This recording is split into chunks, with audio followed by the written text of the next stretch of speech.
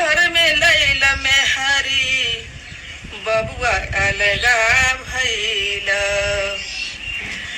अहो भूली गईल बापा महतारी बबुआ अलगा भैला। हो भूली गईल बापा महतारी बबुआ अलगा भैला। हो आचरा से झाके बबुआ दूधवा पियावल। तो जी नमस्कार, स्वागत है नए मुद्दे नए ब्लॉग में। ये हैं राजा ब्लॉग सुपरस्टार देवी जी। राजा बाबू की देवी जी की सासू माँ है और राजा बाबू की माँ है, सासू माँ और माँ है। इनकी ये हालत है। और इतना ही नहीं, अब तक राजा बाबू सफाई दे रहे थे, पब्लिक सफाई दे रही थी कि देवी जी सेकेंड हैंड है। अब राजा बाबू की माँ कहती है राजा बाबू की सेकेंड हैंड बीवी के घर वाले मना किए थे। ये हम नहीं कहते हैं, राजा बाबू की माँ क्लियर करती है कि हमारा घर बर्बाद कर दी चाची, कहीं आपका भी ना घर बर्बाद हो जाए, आप इनसे शादी मत कीजिएगा। ये सब बातें हो चुकी थी राजा बाबू की। राजा बाबू की असली सच्चाई सब अब धीरे धीरे करके बाहर आ रही है। लेकिन वहीं पे एक बाप का दर्द सुनिए। एक बाप कहता है जब कि माँ अपने बाप के लिए 700 की मोबाइल और घर में काम करने वाले लेबर के लिए आईफोन 60,000 का। ये सुन के कहीं न कहीं एक बाप का दर्द निकलता है अंदर से। तो वो बाप बड़े ही गर्व से कहता है कि हमारे एक बेटे नहीं हुए तो क्या हमारे 100 बेटे हैं। लेकिन उस बाप के अंदर का दर्द अभी भी है।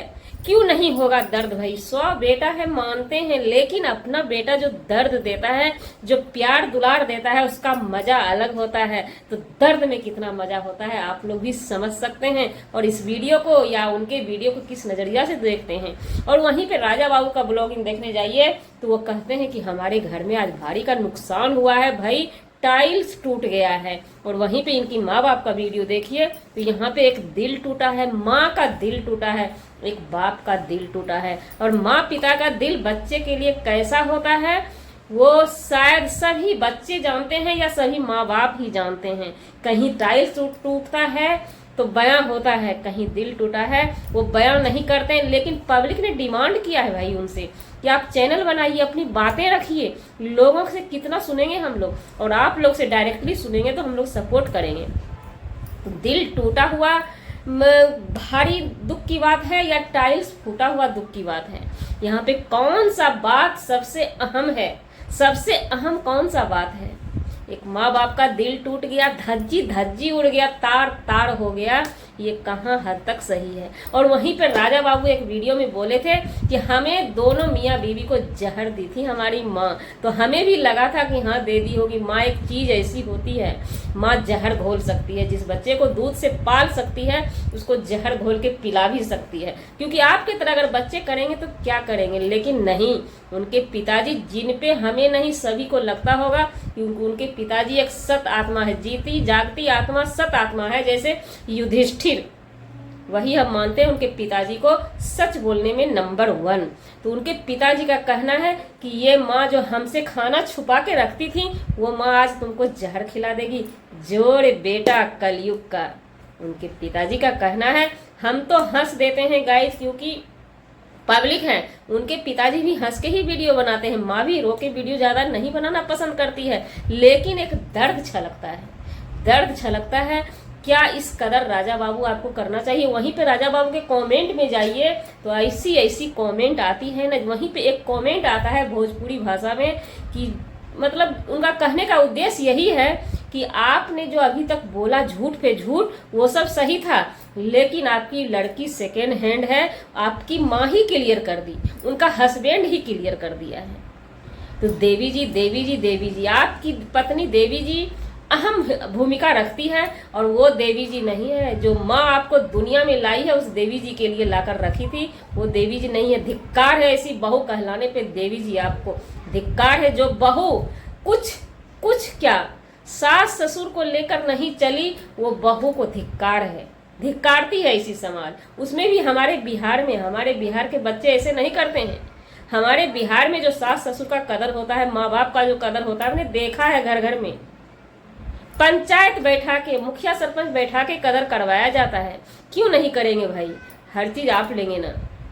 घर बना दिए माँ बाप को, हाँ घर बना दिए, घर में बिठा दिए, दो शाम की रोटी के लिए, तड़पने के लिए, बिलखने के लिए।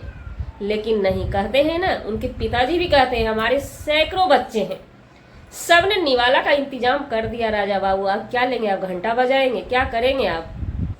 क्या करेंगे? आपका तो आपका सारा काला चिट्ठा खुलता जाएगा। ये हम नहीं कहते हैं, ये आपकी माँ कहती है, आपके पिताजी कहते हैं, और उनके पीछे कहवाने में कितने लोग उनके समर्थन में है ये आप अच्छी तरह से जानते होंगे, क्योंकि गलती आपने की है।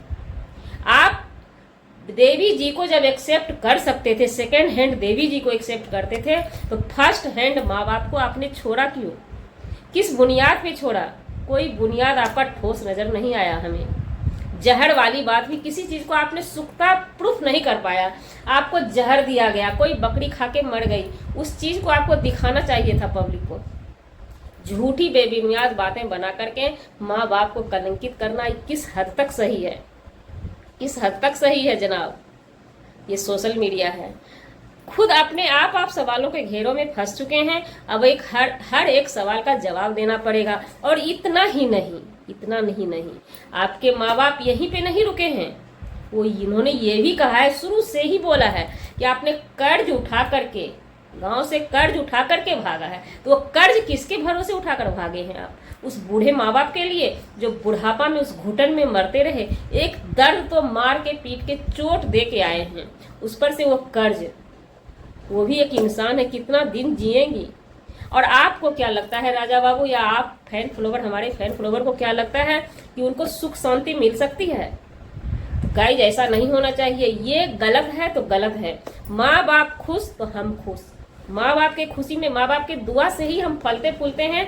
पैसा या कमाई हमारी कुछ भी नहीं है। अगर माँ बाप का दुआ नहीं है तो सारा चीज इधर बेकार हो जाता है। और करते हैं वीडियो को यहीं पे विराम देते हैं, मिलते हैं किसी नेक्स्ट ब्लॉग में, क्योंकि एक माता पिता का सवाल था, इसलिए हमने अपनी राय दी है। और आपकी क्या राय है? आप इस चीज को किस नजरिया से देखते हैं? कमेंट के द्वारा बताइएगा। हमारा वीडियो बनाने का मतलब किसी व्यक्ति विशेष से नहीं था, ना ही किसी के आत्मसम्मान को ठेस पहुंचाने का था। अगर जाने अनजाने आपके आत्मसम्मान को ठेस पहुंची हो, उसके लिए सौ सॉरी क्षमा चाहते हैं।